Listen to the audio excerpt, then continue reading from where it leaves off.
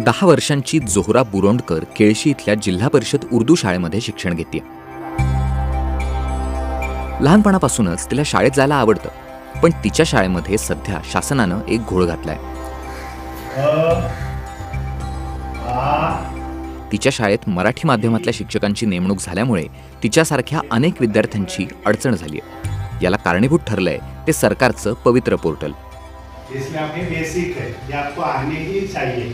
अभी तो मैं बोल रहा हूँ कि आपने और 2 याद किया। सर बहुत अच्छे है, बस प्रॉब्लम ये है कि सर की जुबान मराठी है और हमारी जुबान उर्दू, तो वो जो हमें पढ़ाते हैं ना मराठी इंग्लिश वगैरह, तो उर्दू का तर्जुमा जो हम पूछते हैं वो सर को समझ नहीं आता, और सर का पढ़ाने का अंदाज बहुत अलग है, और जैसा हम सीखना चाहते हैं वैसे सर पढ़ा नहीं सकते, और जैसे सर पढ़ाते हैं वैसा हम सीख नहीं सकते, क्योंकि हमें पहली जमात से 5वीं जमात तक उर्दू के टीचर्स ने पढ़ा है, और उन्होंने जैसे पढ़ाया है ना, उनकी इंग्लिश का प्रोनाउंसिएशन वगैरह वो सर से बहुत अलग था, तो हमें भी उनकी जुबान से समझ नहीं आती। हमें उर्दू का एक टीचर चाहिए।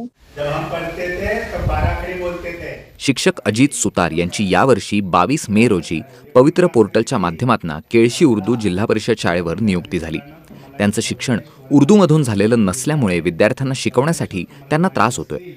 शासनाने आमची नेमणूक मराठी माध्यमात करावी अशी त्यांची मागणी आहे। जेव्हा मी विद्यार्थ्यांशी इंटरॅक्शन केला, त्या विद्यार्थ्यांशी बोललो, तेव्हा मी जरी इंग्रजी हा विषय शिकवत असलो, परंतु काही काही जे शब्द आहेत त्यांना मराठीतून त्यांच्या स्थानिक लँग्वेजमधून सांगावे लागते, तर ते मला थोडासा सांगायला प्रॉब्लेम झाला, कारण ते शब्द कारण मला मुळातच उर्दू येत नसल्यामुळे ते मी सांगू शकत नाही। मला समस्या वाटते।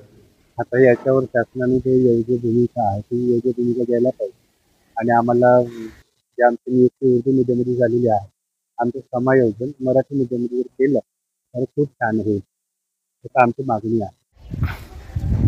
अजित सुतार यांच्यासारख्या शिक्षकांची संख्या संपूर्ण राज्यात 149 इतकी आहे।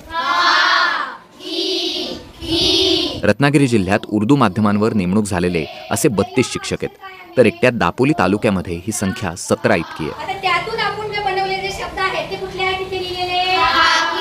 रत्नागिरीच्या अनेक जिल्हा परिषद शाळांच्या पालकांनीही या नेमणुकीला तीव्र विरोध केलाय। विद्यार्थ्यांना सर काय शिकवतात ते कळत नाही, आणि सरांना विद्यार्थ्यांची भाषा, त्यामुळे पालक आणि शिक्षकही या प्रकारामुळे नाराज झालेत।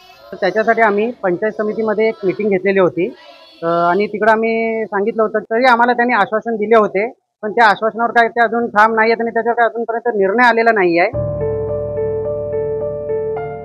उर्दू शिक्षक संघटनांनी या विरोधात सातत्याने लढा उभारलाय।